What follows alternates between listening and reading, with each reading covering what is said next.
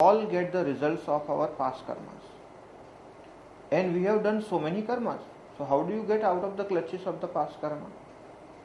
Do karmakshalan kriya. As you do more and more, all those karma seeds get roasted, and the roasted seeds cannot sprout. So karma delete exercise is the blessing of the great master that we have got.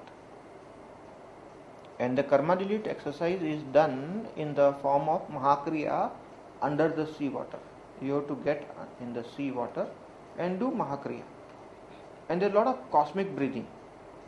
Because our ego is stitched to the subtle bodies at different chakras.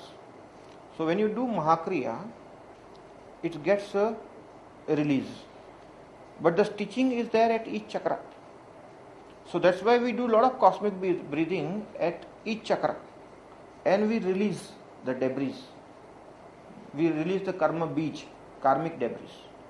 And when it is released from all the chakras, the karma delete exercise happens. It's a beautiful science. It is to be experienced. And that's why at the end of the process you feel as if you have been greatly unburdened. You start feeling tremendously joyous, blissful. The literally, there is so much of garbage that goes off from your causal part. That's why Babaji has said that normal evolution will take 1 million years. Each kriya, 149 HB kriya, is like your 1 year of natural evolution. So Kriya Yogi completes the sadhana much faster. It's like a rapid track progress for you.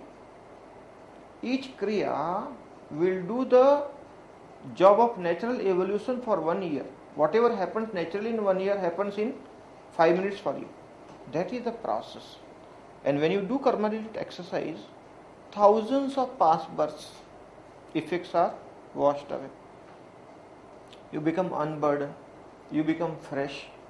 All the energy that was trapped into those karmas. Karmas are psychic impressions. Those are the knots, and the energy is trapped. So when the knot is opened up, that energy is released, and that released energy will propel you on the path to enlightenment.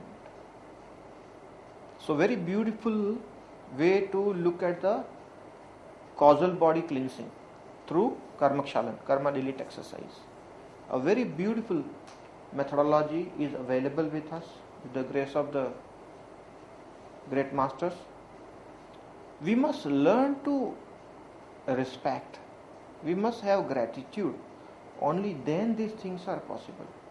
An arrogant person, an egoist will not understand this at all. Neither will an intellectual idiot understand this thing. Because your intellect is not capable of understanding these things. Buddhi karmanusarini. Based on your past karmas, your intellect functions. Your mind-intellect combination has got no capacity to understand this phenomena. So don't be caught into your intellect. Have faith in the process.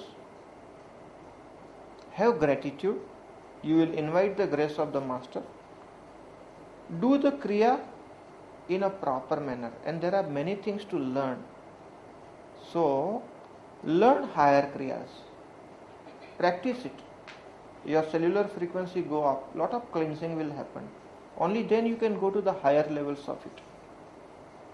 From where the DNA activation can happen, and that can lead to enlightenment.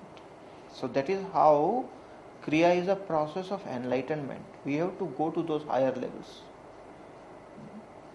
So all the kriyabans do not stop just at the swasan kriya. Kriya is not the breathing exercise. Don't stop at the breathing exercise. Breathing exercise is the beginning for detoxification. It is the beginning for increasing the oxygen saturation levels of the blood.